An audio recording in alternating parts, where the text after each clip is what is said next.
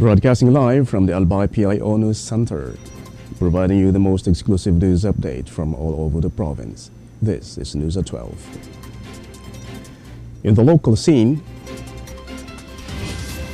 the provincial government of Albay has reported that over 99% of the 2024 barangay subsidy has now been disbursed.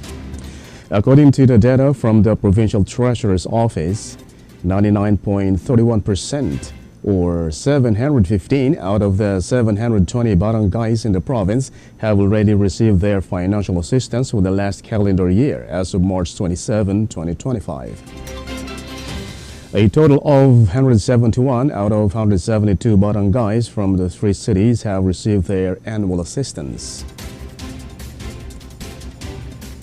The same assistance has already been provided to the 149 barangays in the 1st District, 152 in the 2nd District, and 243 in the 3rd District. The PTO has assured that the subsidy for the remaining 5 barangays will be disbursed after the election ban is lifted on June 11, 2025. It is also assured that the barangay aid for calendar year 2025 will be disbursed before the official handover to the next elected officials. It is noteworthy that Governor Baby Glendong Bungao signed Memorandum Circular Number 429 Series of 2024, which outlines the guidelines for the implementation of aid for the 720 barangay program. The memorandum governs the direct transfer of funds to the barangay bank accounts. This directive aims to ensure a more efficient, systematic, and orderly allocation of funds for the developmental projects of each barangay in Albay.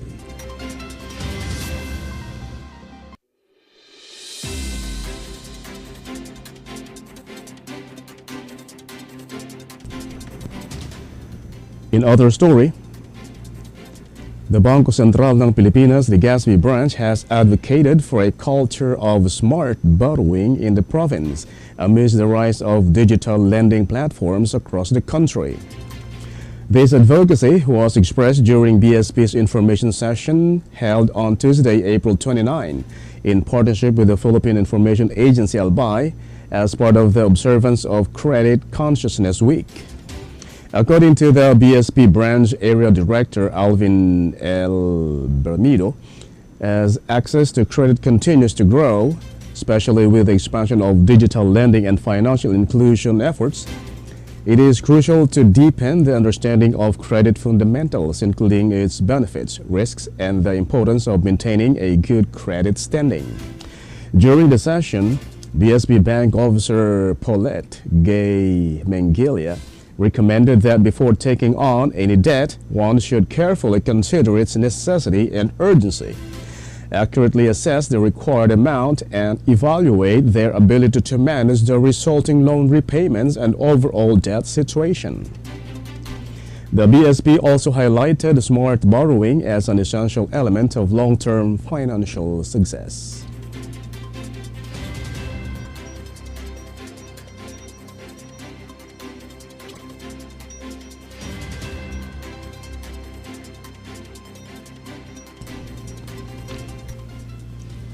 In the national scene, about 2 million individuals from the vulnerable sector in Metro Manila will benefit from the 20 pesos rice project once the Department of Agriculture resumes selling the staple food for many Filipinos on May 13, a day after the midterm pause. DA Assistant Secretary Genevieve Guevara said they are looking to serve about 400,000 families in the National Capital Region who would benefit from the program. Agriculture Secretary Francisco Chu Laurel Jr. led the Labor Day launch of the 20 pesos rice project in Cebu City. Its exceeding rollout was, however, temporarily put on hold in line with the Commission on Elections' request to prevent claims that the government is politicizing the program. On May 13, the 20 peso per kilogram rice will initially be available in Quezon City, as well as the cities of Pasay, Mandaluyong, Las Piñas, Caloocan, and Navotas through the DA's Kadiwa program, a farm-to-market program that links farmers directly to consumers. The DA is also looking to partner with other retailers to expand the program.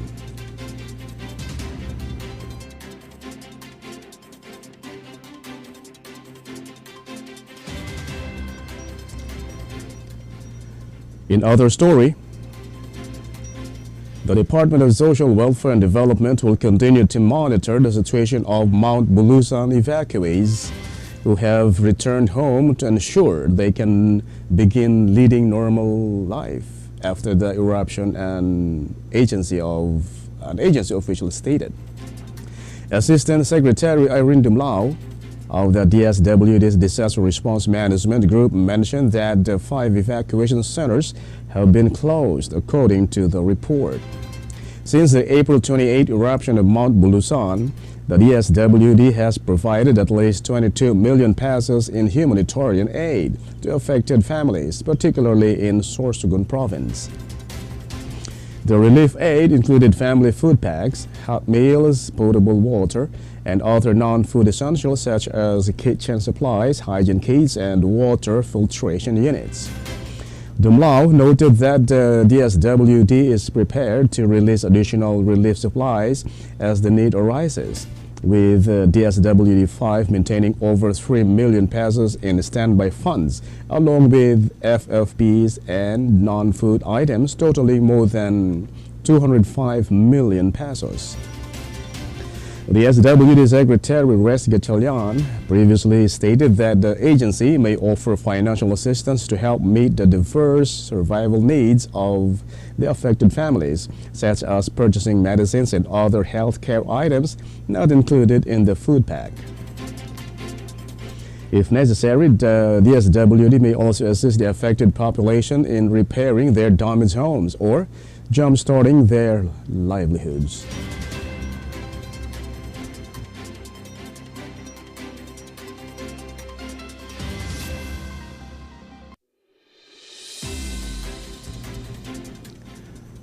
In other news,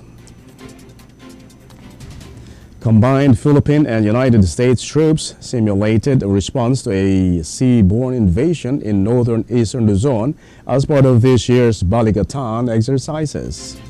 Joint Marine and Army units from the Armed Forces of the Philippines and the United States Armed Forces conducted a live-fire counter-landing exercise in Apari, Cagayan, showcasing the nation's coastal defense capabilities enhanced through Allied support. According to Brigadier General Michael Lohico, the counter-landing operation was designed to intercept potential enemies from a distance and continue engaging them as they advance towards the shore. The counter-landing demonstration aims to improve interoperability, joint operations, and firepower coordination. It was also stated that the objective of each phase of the operation is to regain the initiative and either drive the enemy back to sea or defeat them on land.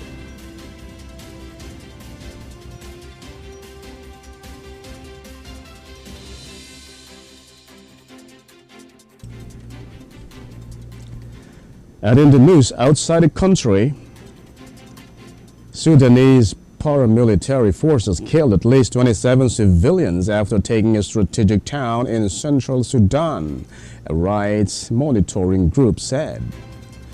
The war in Sudan erupted on April 15, 2023 between the regular army led by Abdel Fattah al-Burhan and the paramilitary rapid support forces headed by former Deputy Mohammed Hamdan Daglo. The emergency lawyers group said the rapid support forces, battling the army for more than 2 years in the country's devastating civil war, arrested dozens of young people and executed more than 27, accusing them of collaborating with the army. Emergency lawyers said in a statement that the killings took place in En-Nahud, a transit point in West Kordofan state used by the army to send troops to Darfur in western Sudan. The group said the RSF had released prisoners from the town's prison, provoking a situation of chaos and the collapse of public order. Witnesses said army forces had withdrawn towards the North Kordofan, the state capital of El Obeid. The war between the army, led by Abdel Fattah Abdul Burhan, and the RSF of his former deputy Mohammed Hamdan Daglo has left tens of thousands of people dead and displaced 13 million.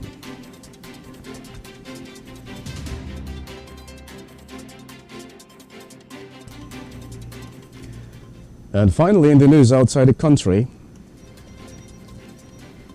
the 8th session of the General Congregation of Cardinals proceeded in advance of next week's conclave, confirmed Matteo Bruni, director of the Vatican Press Office.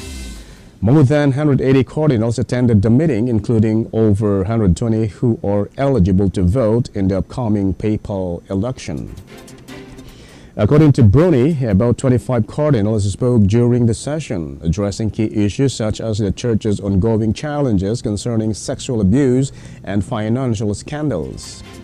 A total of 133 cardinal electors are expected to participate in the conclave beginning Wednesday to choose the next pope following the death of Pope Francis, who died from a stroke after battling pneumonia.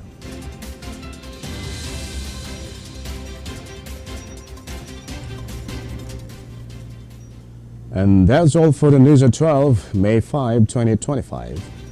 We'll be back tomorrow for more news updates. And thanks to our news writer, LJ Lurejo and Erica Dumlao. And on the technical side, Chad Bobis. Of course, our Provincial Information Officer, Mary Luduca Castillo. And under the supervision of our Governor, Baby Glenda Mungao. I am Greg Hallare. Thank you for subscribing.